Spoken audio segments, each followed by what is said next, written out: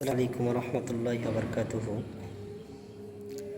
নবী করিম সাল্লাল্লাহু আলাইহি ওয়াসাল্লাম বলেছেন, একজন মাইয়াতকে যখন কবরে দাফন করা হয়, কবরে সমাধি করা হয়, ওই মাইয়াতের কাছে আতাহু মালাকানে ফায়াকুলানে মান রাব্বুকা মা দীনুকা ওয়া মান নাবিয়ুক।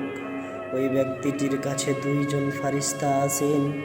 সেই দুইজন ফারিস্তা, তাদের চেহারা সাধারণ মানুষের মতো নয়, তাদের চেহারা হবে ভয়ঙ্কর চেহারা, হাড়ের কালের চাইতেও কালো কালো চেহারা, নীল বিশিষ্ট চোখ, তাদের চোখগুলো হবে নীল, জল জল জল জল করে জ্বলবে। এমন দুইজন ফারিস্তা কবরে আসেন এবং ওই ব্যক্তিকে উঠিয়ে বসার পরে বলেন, ফায়াকুলান মান রব্বুকা, বলো তোমার রব কে, মা দীনুকা, বলো তোমার দিন কি, মান নবিয়ুক, বলো তোমার নবীকে।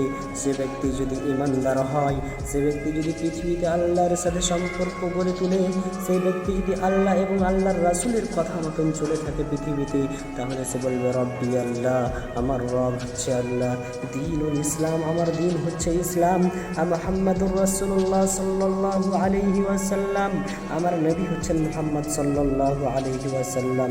ফারিস্তারা তাকে পুনরায় আবার একটি প্রশ্ন করবেন, বলো হে বান্দা, তুমি কিভাবে নবীর পরিচয় দিতে পারলে কবরে, নবীকে তুমি কিভাবে চিনতে পারলে? সে ব্যক্তি তখন বলবে যে আমি আল্লাহর কোরআন পড়েছি, আমি নবীজির হাদিস ঘেটেছি, পড়েছি, বুঝেছি, এর জন্য আমি নবীজির প্রশ্নের উত্তর দিতে পারলাম, আমি নবীকে চিনতে পেরেছি। তখন ফারিস্তারা বলবেন, তখন আল্লাহ তাবারাক ওয়া তাআলা বলবেন, আমার বান্দা সত্য বলেছে, আমার বান্দা ঠিক বলেছে, অতএব তুমি তাকে জাহান্নাম দেখিয়ে দাও। জাহান্নামে তার স্থান কেমন ছিল? জাহান্নামের দরজা যখন খুলে দেওয়া হবে, জাহান্নামের আগুন একে অপরের সাথে লড়াই করবে, মেঘের মতো গর্জন ডাকবে, ভয়ঙ্কর আগুন। জাহান্নামে তার কেমন স্থান ছিল? অতএব আল্লাহ তখন বলবে, ফারিস্তারা, আমার বান্দা ঠিক বলেছে, সত্য বলেছে, তার কবরটাকে তুমি 70 হাত লম্বা করে দাও এবং তার কবরে জান্নাতের বিছানা বিছিয়ে দাও।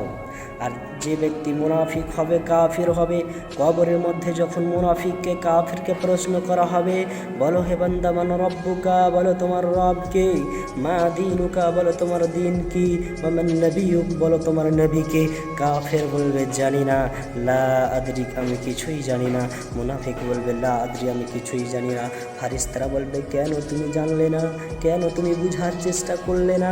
তুমি তো বিবেকহীন ছিলে না, তোমাকে বিবেক দেওয়া হয়েছিল, তোমাকে বুদ্ধি দেওয়া হয়েছিল, দুনিয়াতে সংসার বুঝেছিলা, রাজনীতি বুঝেছিলা, সমস্ত কিছু বুঝেছিলা, কেন নবীজির পরিচয় তুমি খুঁজে বের করতে পারোনি? তখন সে বলবে লা আদরি, আমি কিছুই জানি না। মানুষ যেটা বলতো সেটাই শুনতাম, লা আদরি, আমি কিছুই জানি না। ফারিস্তারা তখন এত জোরে মারবে, তার চিৎকারের আওয়াজ, তার কান্নার আওয়াজ তামাম পৃথিবী শুনতে পাবে, তার চিৎকারের আওয়াজ, তার কান্নার আওয়াজ তামাম পৃথিবী শুনতে পাবে। শুধু শুনতে পাবে না, মানুষ এবং জিন ব্যতীত তার চিৎকারের আওয়াজ, তার কান্নার আওয়াজ তামাম পৃথিবী শুনতে পাবে। অতঃপর আল্লাহ তাবারাক ওয়া তাআলা কবরকে বলবেন, কবর তুমি তাকে শাস্তি দাও। কবরের মাটি দুই দিক থেকে এমনভাবে চাপ দিবে, ডান দিকের হাড্ডিগুলো বাম দিকে ঢুকে যাবে এবং বাম দিকের হাড্ডিগুলো ডান দিকে ঢুকে যাবে। কবরে ভীষণ প্রশ্নের মুখোমুখি হতে হবে আমাকে, আপনাকে, পৃথিবীর সকলকে। অতএব বলি মুসলিম ভাই আমার, আপনি দুনিয়াতে বেঁচে আছেন, আল্লাহর কাছে কবরের আযাব থেকে মাফ চান, আল্লাহর কাছে কবরের আযাব থেকে মাফ চান। কবর জায়গা ভালো নয়, আমল দিয়ে কবর দেহ সাজিয়ে নিতে হয়। কবর জায়গা ভালো নয়, আমল দিয়ে কবর দেহ সাজিয়ে নিতে হয়।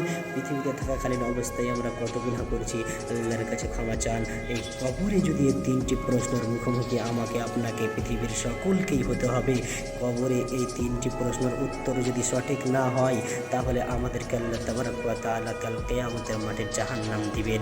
কাল কিয়ামতের মাঠে আল্লাহ তাবারাক ওয়া তাআলা আমাদেরকে ভালো নজরে দেখবেন না, ভালো দৃষ্টিতে তাকাবেন না, আল্লাহ আমাদেরকে জাহান্নামে দিবেন। তাই মুসলিম ভাই আমার, সবাই আল্লাহর কাছে কবরের আযাব থেকে মাফ চান। আল্লাহুম্মা ইন্নী আউযু বিকা মিন আযাবিল কবর, আল্লাহুম্মা ইন্নী আল্লাহুম্মা ইন্নী আউযু বিকা মিন আযাবিল কবর, আল্লাহুম্মা ইন্নী আউযু বিকা মিন আযাবিল কবর। হে আল্লাহ, তুমি আমাকে কবরের আযাব থেকে বাঁচাও। হে আল্লাহ, তুমি আমাকে কবর আযাব থেকে বাঁচাও। এখান থেকে আমার বক্তব্য ইতি করলাম। ভাই আমার, একটু ভেবে দেখবেন, একটু চিন্তা করে দেখেন, দুনিয়ার রাজনীতি সমস্ত কিছু নিয়ে আপনি ব্যস্ত আছেন, কবরে যে 3টি প্রশ্ন করা হবে আপনি ভুলে গিয়েছেন। এখন আপনি মনে করছেন আমার মুখস্থ আছে এই 3টি প্রশ্ন। আরে না, মুখস্থ করে যদি বাঁচা যেত তাহলে বুড়া বুড়া মুরগিগুলো আগে জান্নাতের ট্রান্সফার পেয়ে যেত। অতএব কবরে মুখস্থ করে বাঁচা যাবে না। আরে কবরে মুখস্থ করে যদি বাঁচা যেত তাহলে আজকাল বুড়া বুড়া মৌলবিগুলো আগে জান্নাতের ওরা ট্রান্সফার হয়ে যেত, কারণ ওরা আগে মুখস্থ করেছে।